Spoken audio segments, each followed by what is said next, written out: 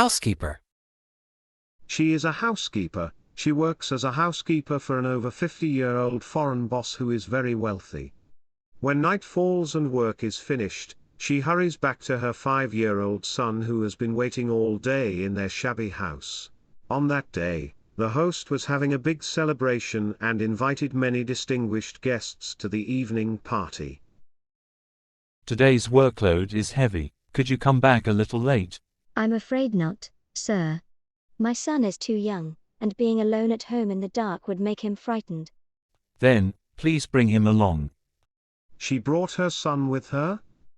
Along the way, she told him.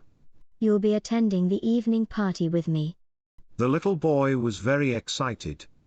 He had no idea about his mother's life as a housekeeper.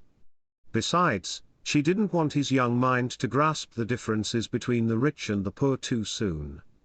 She quietly bought 2 sausages.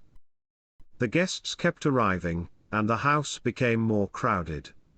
Everyone was polite. The house was spacious and luxurious.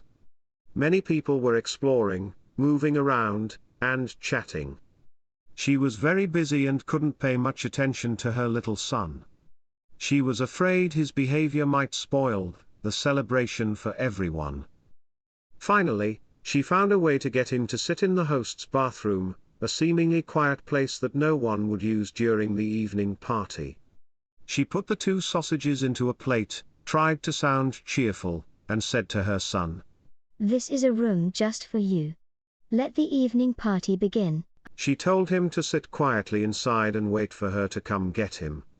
The little boy looked at his room, which was exceptionally clean, fragrant, and beautiful beyond what he had ever known. He was overjoyed, sitting on the floor, starting to eat the sausages placed on the stone table with a mirror, and humming. Celebrating for himself. The evening party began. The host remembered her son and found her in the kitchen, asking, I wonder where your son is. I don't know, he might have gone somewhere. The boss looked at her as if sensing that she was hiding something difficult to say. He silently went to look for him. Passing by the bathroom, he heard the sound of a child singing. He opened the door, astonished. Why are you hiding here? Do you know where you are? This is the room the host prepared for me to attend the evening party. My mother told me so, but I wanted someone to sit here with me and eat together. The host felt a pang in his heart, struggling to hold back tears. He understood everything, gently sat down and said warmly, Wait for me, my child. Then, he went back to the party, telling everyone to enjoy themselves naturally, as he had someone special to attend to tonight. He left a bit of food on the large plate and brought it to the bathroom. He knocked on the door politely. The little boy opened it. He stepped inside.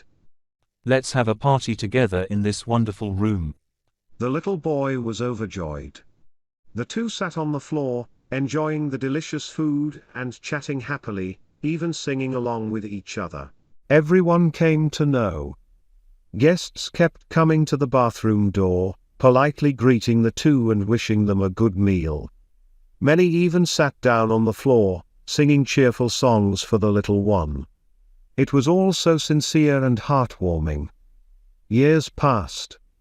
The boy became very successful and wealthy. However, he never forgot to help those diligent but less fortunate. One important thing had formed in his character: how his former host had been so compassionate and careful in protecting the feelings and self-esteem of a 5-year-old child. Lesson: love for others doesn't discriminate between the rich and the poor. A small act can change an entire person. To love others is to love oneself. This story teaches us how to treat those less fortunate in life.